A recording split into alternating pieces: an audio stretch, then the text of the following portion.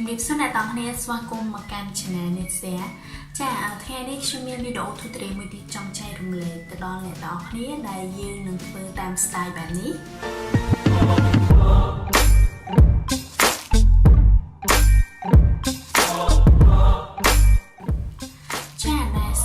យើងមានកន្លែងសម្រាប់ដាក់ footage យើងដែល footage យើងអាចជាវីដេអូឬក៏ជា movie poster ឬក៏ជាលក្ខណៈផ្សព្វផ្សាយពាណិជ្ជកម្មផ្សេងៗហើយយើងក៏មានកន្លែងសម្រាប់ឡើង text ឡើងអក្សររបស់យើងដែលខ្ញុំក៏បង្ហាញពី animation នៃ text នោះដែរហើយចំពោះ style មួយនេះគឺយើងធ្វើនៅក្នុងកម្មវិធី After Effects 100%ដោយយើងមិនប្រើប្រាស់នៅ plugin អ្វីផ្សេងទេសង្ឃឹមថាវីដេអូនេះនឹងជាជំនួយទៅដល់អ្នកទាំងគ្នានិងមានសារៈប្រយោជន៍ទៅដល់អ្នកដែល motion graphic ផងដែរអរគុណច្រើនសូមអញ្ជើញទស្សនាទាំងគ្នាអញ្ចឹងជាដំបូងគឺខ្ញុំបង្កើត new composition មួយសម្រាប់ scene យើងខ្ញុំដាក់ឈ្មោះវាថា man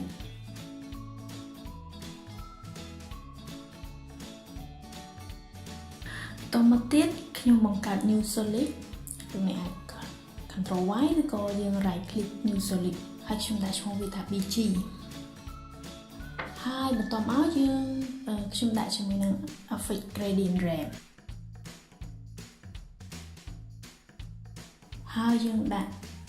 វាទៅ Radius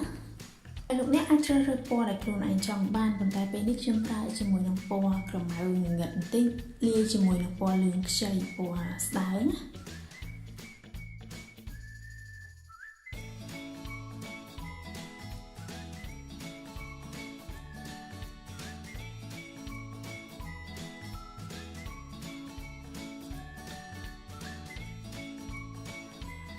ហើយ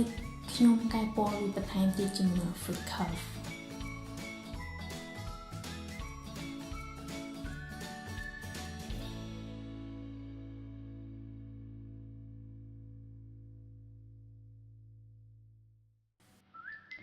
បន្ទាប់ពីបាន background នេះឥឡូវខ្ញុំបង្កើត new composition មួយទៀតសម្រាប់ធ្វើ shape ជារង្វង់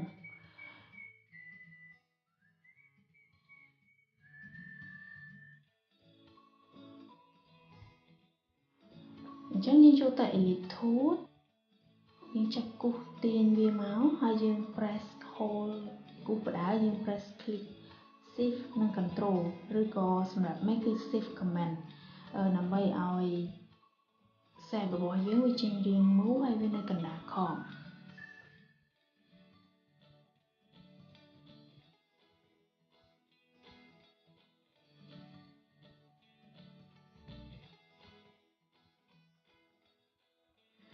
បន្ទាប់មកយើង apply effect gradient ramp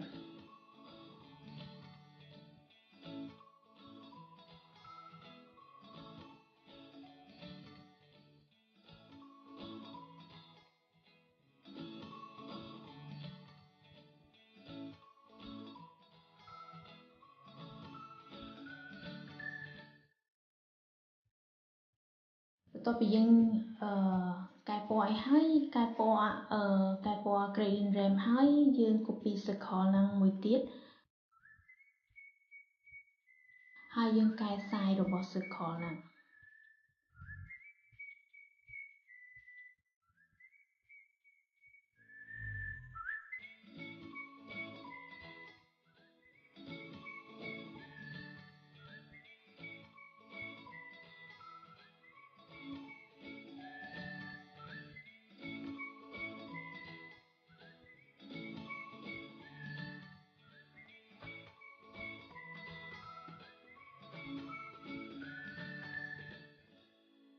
តោះមកយើង apply ជាមួយនឹង effect drop shadow ដើម្បីបានស្រមោល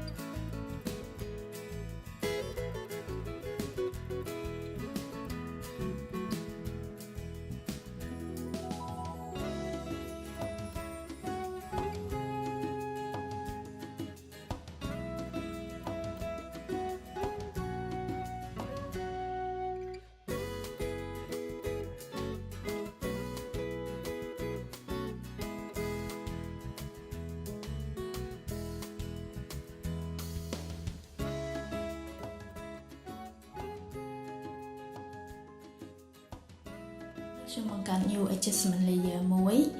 ហើយខ្ញុំ apply effect curve ដើម្បីកែពណ៌វាឲ្យស្អាត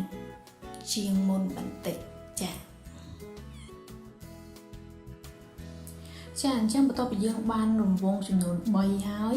ឥឡូវយើងចាប់ផ្ដើមធ្វើ animation វាដោយយើង keyframe ទៅលើ position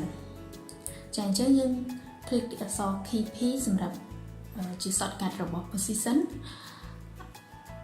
តមកទៀតយើងកំណត់ទីតាំងវាឥឡូវចំនួន10 frame គឺខ្ញុំឲ្យវានៅទាំងហ្នឹងនៅទីនេះសិនចាអញ្ចឹងខ្ញុំ solo រង្វង់នេះមួយសិនយើងចុចនៅសញ្ញាមួយនេះដើម្បី solo គឺបានន័យថាមើលឃើញតែឯងចាអញ្ចឹងនៅ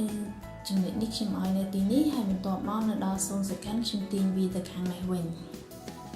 ចាអញ្ចឹងដល់ពេលយើង preview មកគឺ animation របស់វាមិនទាន់ស្អាតទេអញ្ចឹងខ្ញុំ select ទាំងអស់ហើយខ្ញុំ press F9 easy ហ្នឹងហើយខ្ញុំចុចទៅលើ graphic editor ហ្នឹងបើលោកអ្នកមិនឃើញអាចចុចសញ្ញាភ្នែកហ្នឹងហើយយើងយក select property អញ្ចឹងយើងនឹងឃើញខ្សែ keyframe យើងហើយខ្ញុំទាញវាឲ្យលក្ខណៈ smooth ឡើងទៅលើបែបនេះចូលដូចជា Marine មុនអញ្ចឹងខ្ញុំលើកទឹកចិត្តឲ្យតេស្តជាមួយនឹងខ្សែ graphic editor ដើម្បីបាន animation ដែលយើងចង់បានគឺថា animation ដែល smooth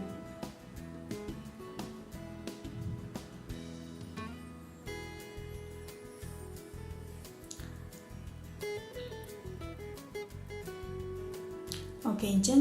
ខ្ញុំពេញចិត្តនឹង animation បែបនេះហើយបើយើងមើលឲ្យចិត្តគឺវាបែបនេះគឺវាឡើងត្រង់អញ្ចឹងហើយវាផ្ដេកចុះមកចាបន្តមកទៀតខ្ញុំចុច click ទៅលើ position ហ្នឹងចាខ្ញុំចុច click ទៅលើ position ហ្នឹងហើយខ្ញុំចូលទៅ edit ហើយ copy គឺ copy position keyframe ហ្នឹងហើយខ្ញុំ select circle ទាំងពីរនេះហើយខ្ញុំ pass មក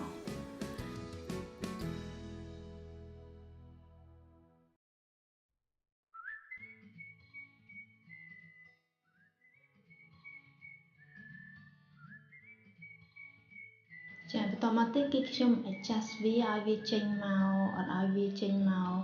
ម្ដងទាំងអស់អញ្ចឹងទេគឺខ្ញុំ adjust វាឲ្យវាចេញមកម្ដងមួយលក្ខណៈបន្ទា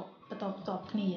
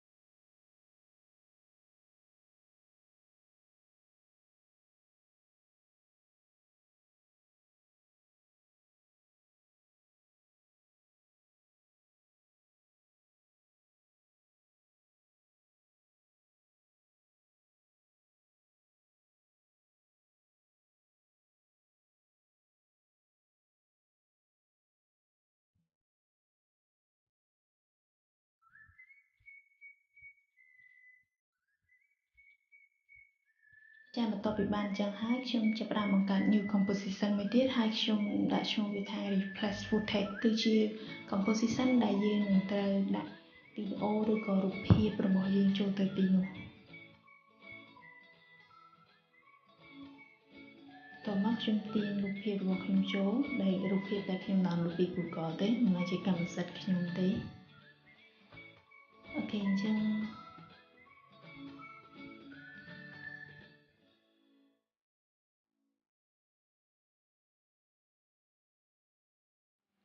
តមកទៀតខ្ញុំបង្កើត new composition មួយគឺសម្រាប់ដាក់ទាំង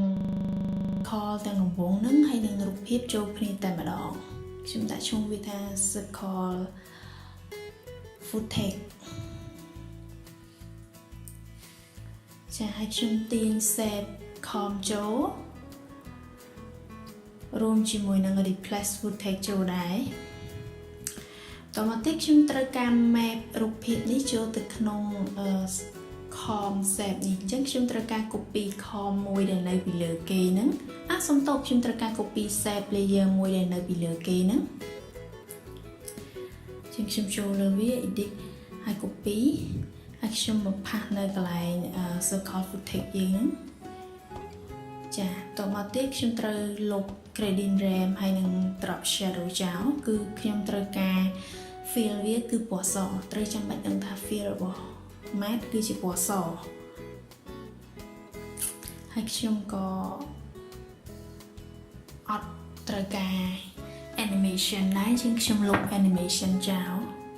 ចាំតមកខ្ញុំ trade matte video ចូលទៅក្នុង matte ហ្នឹងដោយ change កន្លែង com replace footage នេះ change matte វាទៅ alpha matte បើសិនជាលោកអ្នកអត់ឃើញកន្លែងឃើញ column track matte ទេលោកអ្នកអាចចុច F4 បាននោះនឹងបង្ហាញវាមក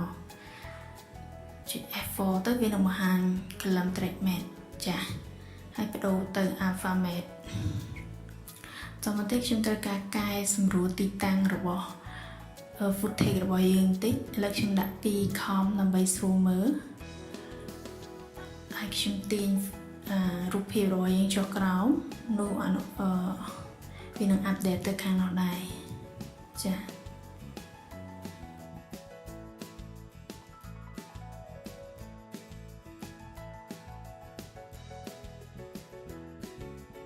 អញ្ចឹង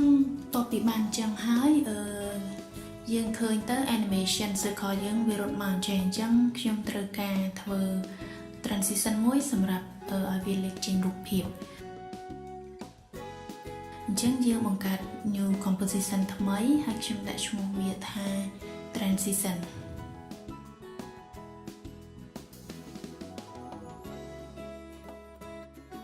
អញ្ចឹងមកនៅក្នុង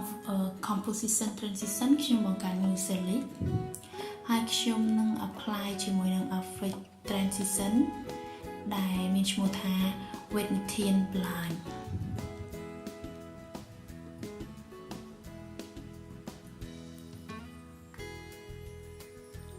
ចា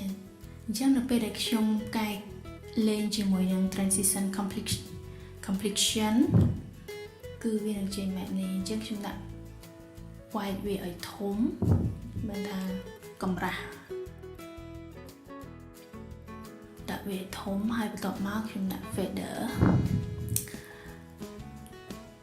និងខ្ញុំកែ angle direction វាទៅ30 degree ផងដែរចឹងនៅចំណុច0ខ្ញុំដាក់100ហើយ load ទៅ10 frame ចុច page down ចា key down ហើយយើងដាក់0វិញចឹងយើងនឹងបាន transition បែបនេះ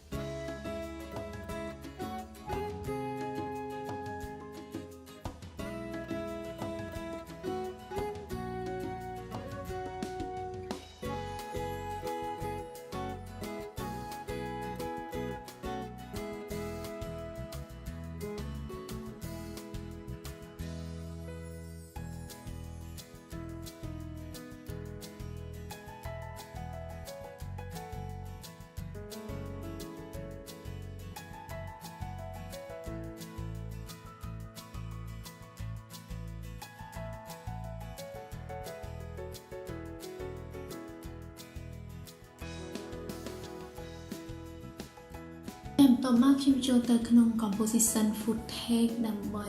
ធ្វើ style លក្ខណៈ highlight វានៅកេមរបស់ circle ហ្នឹង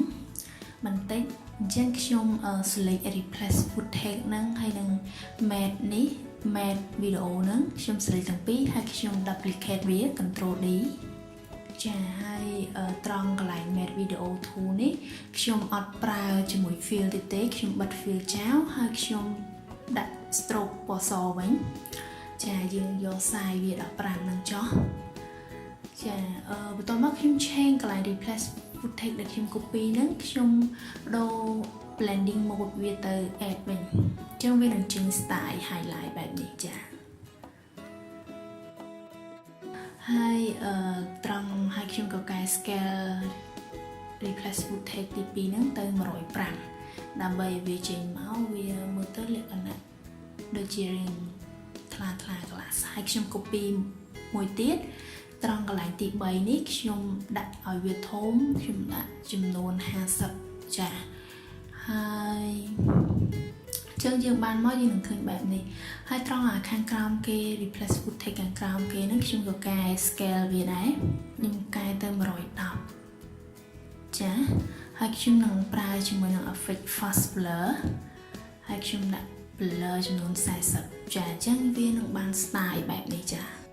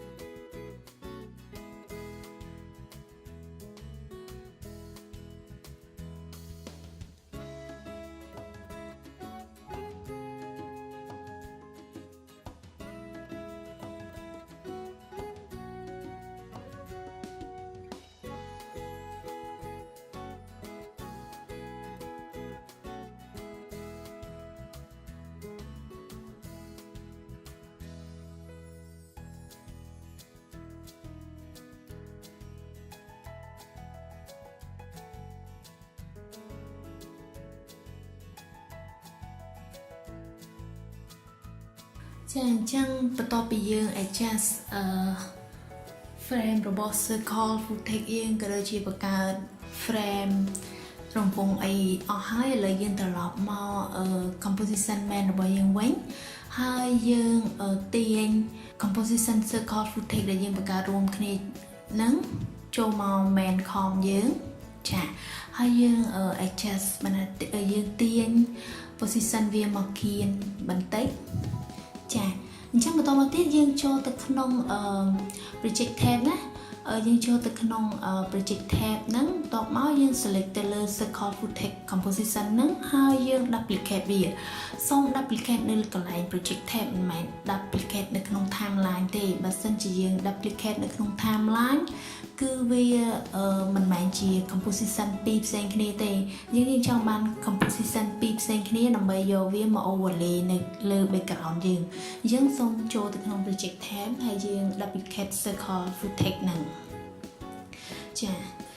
អាចចុច control D ក៏បានឬក៏ចូលទៅក្នុង edit ហើយ duplicate ក៏បានចាបន្តមកយើងបាន circle footage 2ដែលជា composition ពីរផ្សេងគ្នាហើយខ្ញុំដាក់ឈ្មោះវាថា circle overlay វិញចាអញ្ចឹងបន្ទាប់មកយើងទាញ composition circle overlay ហ្នឹងដាក់មកខាង ក្នុង com យើងហើយយើងខ្ញុំ scale វាឲ្យធំហើយ position វាទៅគៀនដូចគ្នាចាតោះមកយើងបានអញ្ចឹងខ្ញុំត្រូវការកែ blend mode របស់ circle overlay ហ្នឹងបន្ទាប់ពីខ្ញុំកែទីតាំងហើយខ្ញុំនឹងកែ blend mode វាទៅ overlay ចា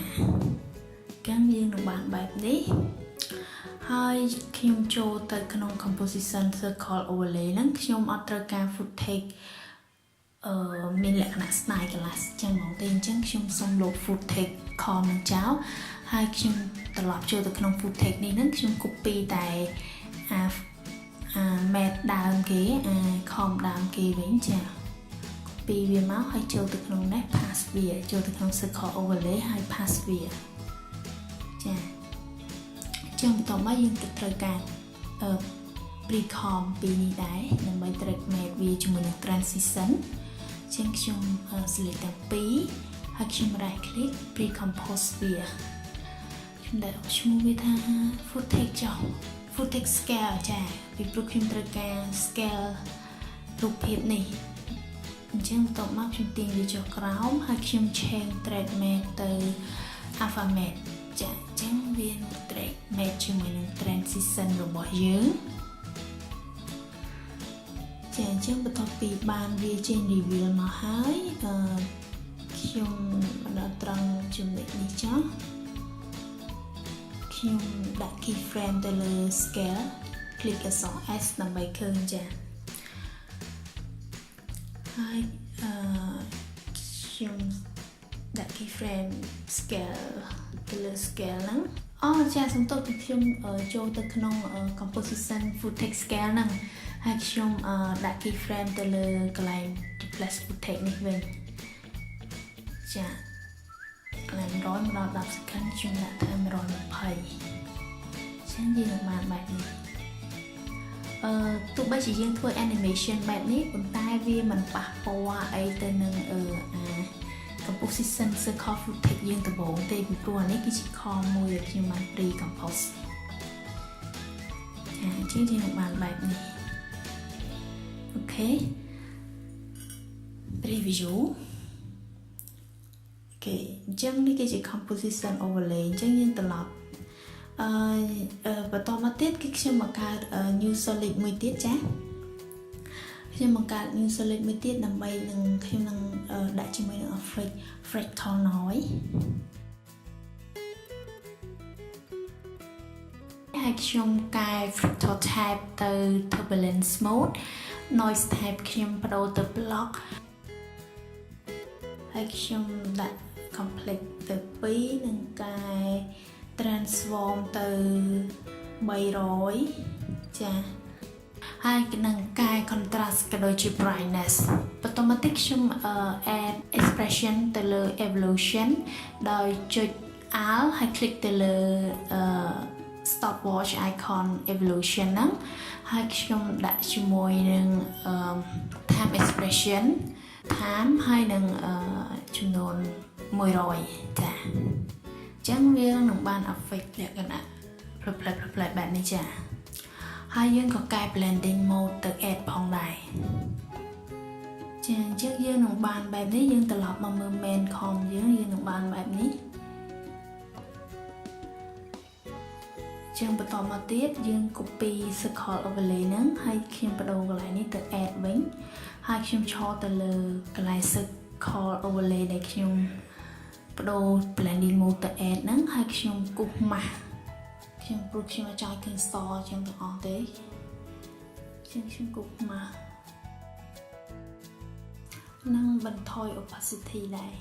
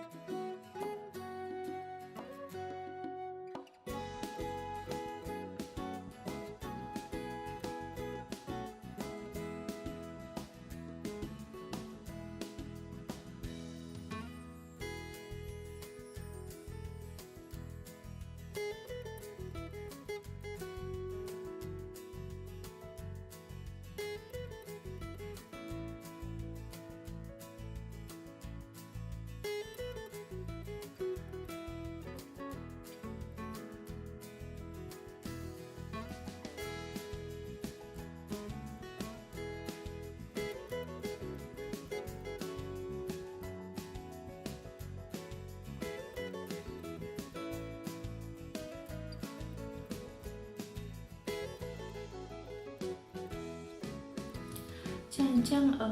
បន្ទាប់ពីឥឡូវយើងចិត្តបានដូចនឹងបច្ចេកចាស់របស់មុនខ្ញុំហើយអញ្ចឹងយើងនៅមានset 2ទៀតដែលយើងត្រូវធ្វើគឺ set នៅកន្លែងគៀននេះដូច្នេះ set គៀននេះគឺងាយស្រួលធ្វើទេអញ្ចឹងសូមអញ្ជើញមើលទាំងអស់គ្នា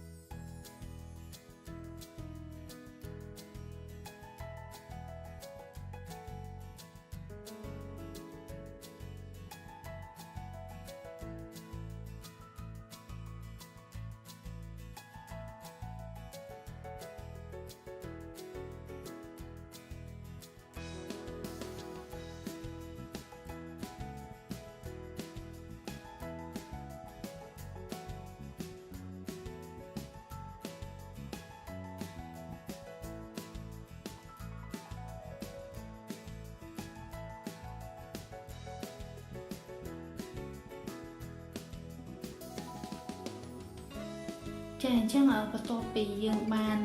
composition main របស់យើងហើយឥឡូវខ្ញុំបង្កើត new composition មួយទៀតសម្រាប់ដាក់ text ចូលដែលយើង load text មកផ្សាយយើងចូលហ្នឹងអញ្ចឹងខ្ញុំដាក់ថា compose one ហើយខ្ញុំទាញ composition main របស់យើងចូលហើយខ្ញុំបង្កើត text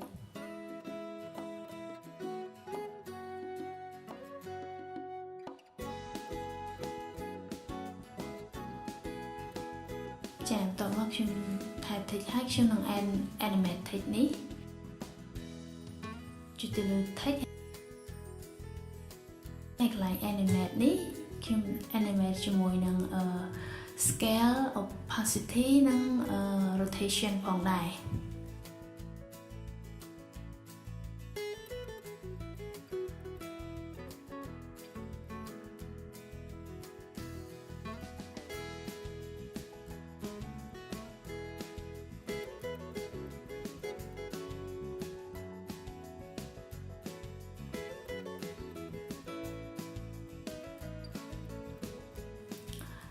យើងបន្ទាប់មកយើង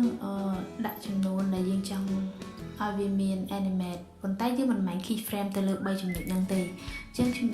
ញុំចង់ animate opacity rotation និង scale អញ្ចឹងខ្ញុំដាក់ចំនួនដែលចង់ឲ្យវា animate ហើយទៅបន្តមកទៀតអ្វីដែលយើងត្រូវទៅ keyframe នោះគឺយើងទៅ keyframe ទៅលើ range selector អញ្ចឹងយើង keyframe ទៅលើចំនួនstart និង end អញ្ចឹងខ្ញុំ keyframe ទៅលើ start ចាអញ្ចឹង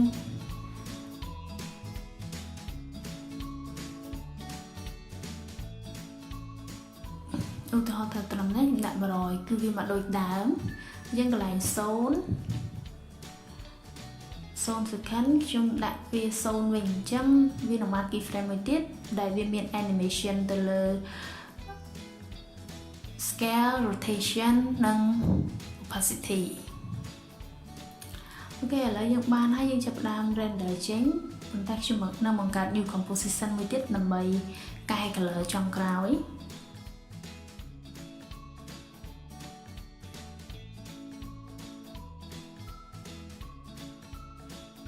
អញ្ចឹងខ្ញុំទាញ compose មក adjust នេះខ្ញុំនឹងapply ជាលក្ខណៈ vignette គឺឲ្យវាខ្មៅកែមគៀន